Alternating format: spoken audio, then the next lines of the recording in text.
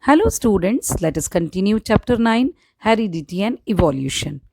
In last video, we have discussed about the introductory part of this chapter, like trait and dominant and recessive trait and heredity, etc. Now, today we are going to discuss the next topic speciation and evolution and classification. So, let us start with speciation, the phenomena of origin of new species from the pre-existing one due to reproductive isolation of a part of its population is known as speciation.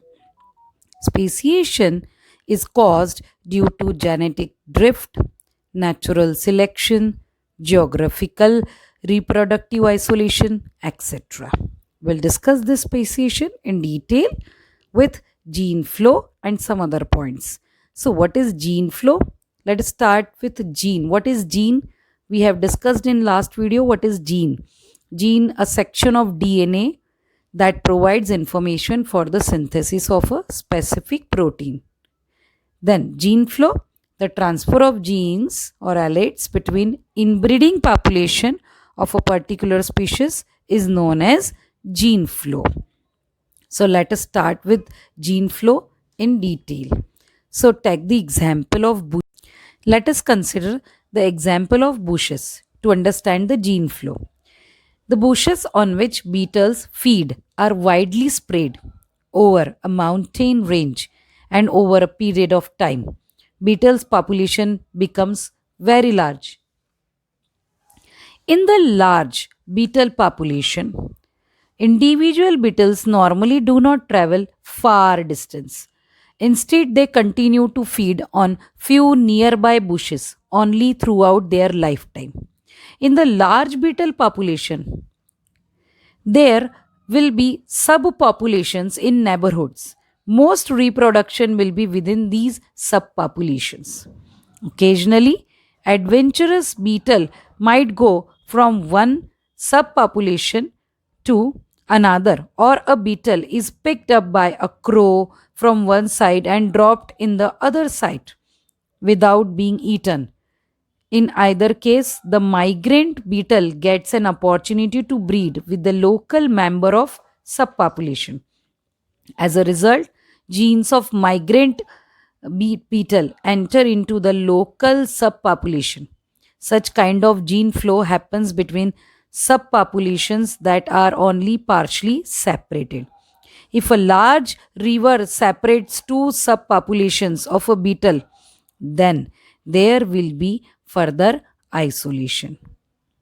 Now, resulting this in minimum level of gene flow between them. So, this is the gene flow condition in two different cases. Now, next we will discuss about genetic drift and natural selection.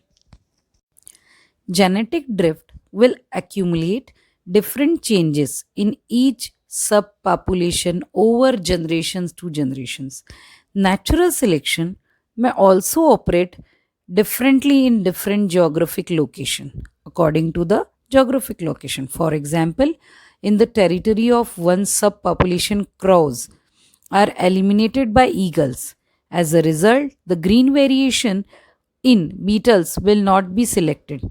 The red beetles continue to reproduce, but the in other subpopulation, crow members are very high and not eliminated by eagles. So here green variation will be strongly selected.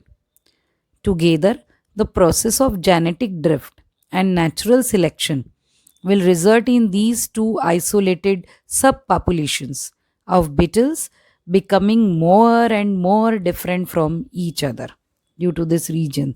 Now, due to this reason, the third one is reproductive isolation. Members of two groups will be incapable of reproducing with each other even if they happen to meet. This can be happen by number of ways. Severe changes in DNA or change in the number of chromosomes. Eventually, the germ cells of two groups cannot fuse with each other. Then, for example, a new variation emerges in which green females will not mate with red males of beetles. If a green female beetle meets a red male from the other group, her behavior will ensure that there is no breeding between them. And this is how speciation occurs effectively. Now, next topic, evolution and classification. So, classification refers to the arrangement of organisms into different groups on the basis of similarities, dissimilarities, and placing them in a hierarchy that reveals their relationship. The groups of organisms are classified on the basis of definite characteristics. They provide the information and explanation about their evolutionary aspects. They are classified according to their characteristics. But before that, let us discuss what is evolution. What is evolution? So, according to the basic definition of evolution, we can say the farmers, for example, evolution can be studied with the help of living species, fossils, and organs or features may be adopted to new functions during course of evolution, like feathers have been initially evolved for warmth and later adopted for flight. Evolution through artificial selection that we'll discuss later on, a process of slow, gradual, and progressive changes by which complex form of organisms are produced from simple form of organisms over a long period of time is known as evolution. So, let us discuss this evolution in detail with classification modes. So, the first classification is arranged on the basis of some basic characteristics are common in most organisms. Cell is a structural and functional unit of, like, for example, the characteristics in the next level of classification would be common for most, but not for all organisms. Organisms can be classified into two different groups, like eukaryotes and prokaryotes, on the basis of whether their cells possesses well-defined nucleus and the membranes, that is membranous or organelles or not. We have discussed this last year. Now, organisms having well-defined nucleus are of two types depending on number of cells: unicellular, multicellular. Organisms can ever even be classified into plants and animals on the basis of photosynthetic behavior. Then, in the multicellular organisms, the tissues, organs, organ systems, etc., are distinctly developed in plants and animals. In animal bodies, the exoskeleton around the body and the endoskeleton inside the body have different basic forms and are therefore different from each other. This is one of the classification. Now, thus, a hierarchy develops evolutionary relationship among organisms which allow us to make classification groups.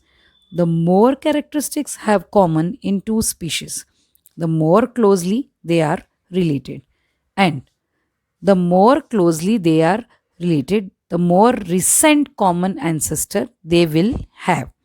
Thus, classification of species is in fact a reflection of their revolutionary relationship.